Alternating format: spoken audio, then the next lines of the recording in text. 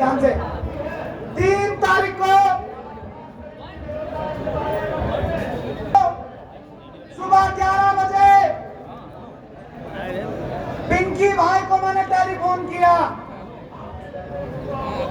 3 तारीख को मैंने पिंकी भाई को फोन किया कि मुझे सूचना मिली है कि प्रेस क्लब में प्रेस कॉन्फ्रेंस हुई और 10 तारीख तय हुई है वक्फ बोर्ड के संशोधनों का विरोध करने की। भाई ने कहा क्या करना है? हमने कहा हम जंतर मंतर जाएंगे। हम दोनों ने वीडियो बनाकर ट्वीट किया, अगर मुल्ला जंतर मंतर आएगा तो हम जंतर मंतर आएंगे। हनुमान जी का आशीर्वाद हुआ और 10 तारीख कैंसिल हो गई। पिंकी भाई ने कहा अब कैसे करें? हमने दोबारा निर्णय किया कि हम 13 तारीख को जंतर मंतर जाएंगे और 13 तारीख रद्द हो गई। हमने दोबारा चर्चा की, दोबारा निर्णय किया और इस बार तीनों भाइयों ने बात की कि 17 तारीख को क्या करेंगे। हमने कहा हम जाएंगे। एक रात पहले तुमने गाजियाबाद में पुलिस बिठा दी, मेरे भाई को रोक लिया तुमने। सुबह सुबह 2 दिन पहले से मेरे ऑफिस के बाहर पुलिस बिठा दी। ये तो थे बात, ये तो थे तब पुलिस वाले थे, कह रहे थे काबू में आ गया क्या? विरोध किया, हम यहाँ आए, ये तुम्हारे लिए आए, ये तुम्हारे लिए आए। तुम किस बात की प्रतीक्षा कर रहे हो? तुम्हारे घरों के बाहर नोटिस चिपका दिया जाए, तुम्हारा सामान उठाकर रोड पर फेंक दिया जाए, तुम अपने बच्चों को गोद में लेकर दर दर की ठोकरें खाओ और तुम्हारी प्रॉपर्टी पर लिख दिया जाए this property is a Waqf property. तुम इस बात की प्रतीक्षा कर रहे हो? ये पूछे मातृभूमि जो 1,96,08,53,126 वर्ष से हमारी है, क्या इस पे काला कानून बनाकर कब्जा हो जाए और हम देखते रहेंगे क्या? हम देखते रहेंगे क्या? हम देखते रहेंगे क्या? मेरे सपने में अल्लाह आया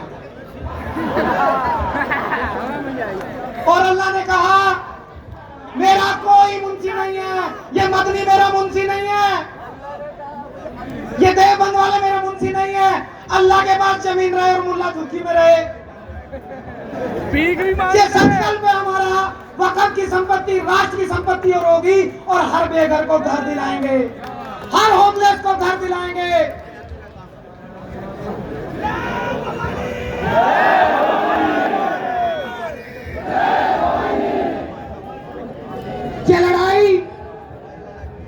ये लड़ाई पिंकी भाई अनिल भाई मंच पर थे 2021 में जब हमने शुरू की।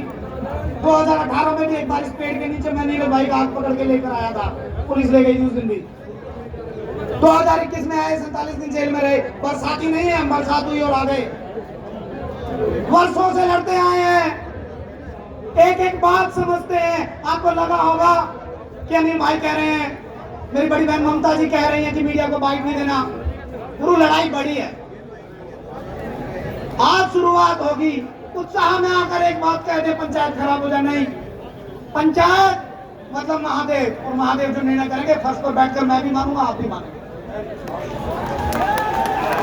पंचायत जो दिन रखेगी, पंचायत जो समय रखेगी, पूरी ताकत के साथ हम उस दिन आएंगे। लेकिन मेरे मित्र, किस बात की प्रतीक्षा में हो? किस बात की प्रतीक्षा कर रहे हो? जिन मंदिरों में पीढ़ी दर पीढ़ी हम पूजा करते आए, अर्चना करते आए, महादेव की आराधना करते आए, उन मंदिरों की जमीन पर वक़्फ़ का नोटिस लगा है और मेरी युवा पीढ़ी, मेरे देश का युवा सरकारों के भरोसे बैठा है। ये बहुत दुख की बात है।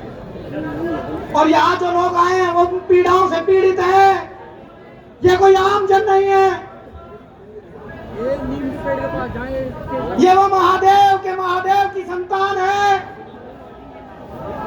जो इन सरकारों से लोहा लेना जानती है। ये वो गौ माता के लाल हैं जो सड़कों पर उतरना जानते हैं। ये कोई योजनाबद्ध तरीके से बुलाए हुए लोग नहीं है। डाला है पिंकी भाई ने, एक वीडियो डाला है अनिल भाई ने, एक छोटा सा निवेदन किया आपके छोटे भाई ने। और ये 15 मिनट वालों को बता दूं कि दिन रख कर आएंगे तो हो सकता है तेरे कार्यालय तक भी आ जाए।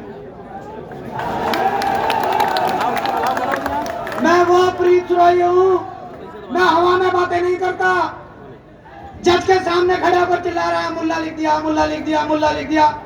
नई Delhi railway station platform number 2 और 3 मस्जिद खड़ी है, तुम्हारा भाई लड़ रहा है। किससे लड़ रहा है? वक़्फ़ से लड़ रहा है। और इसी का दिल्ली प्रदेश का अध्यक्ष मुझको ट्वीट करके कहता है कि तेरा भाई दक्ष चौधरी रो रहा है और तू भी रोएगा एक दिन।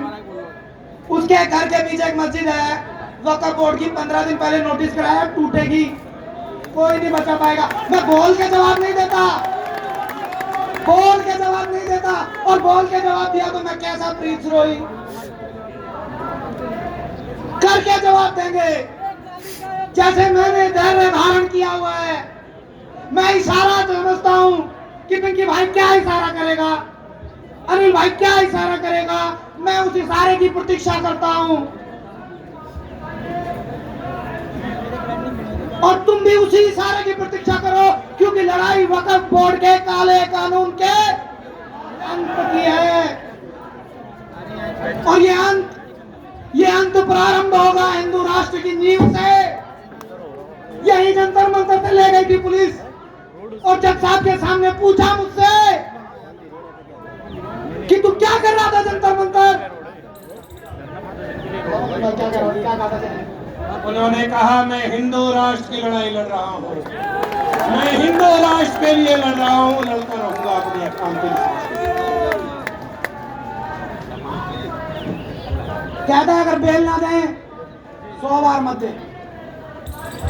17 दिन तो सुनवाई के बाद में जेल में रहा, क्योंकि मैं अड़ा रहा ये देश हिंदू राष्ट्र है, ये हिंदू राष्ट्र था और हिंदू राष्ट्र है। हाथ जोड़कर साथ मांग रहा हूं कि जो पंचायत फैसला करे उस दिन इनकी आंखें खोल देना, वरना मेरे भाई मैं रहूं ना रहूं, तुम अपने बच्चों को गोदी में लेकर सड़कों पर धक्के खाते मिलोगे। कोई दूसरा पिंकी चौधरी लड़ने नहीं आएगा, कोई दूसरा अनिल चौधरी घर से नहीं निकलेगा।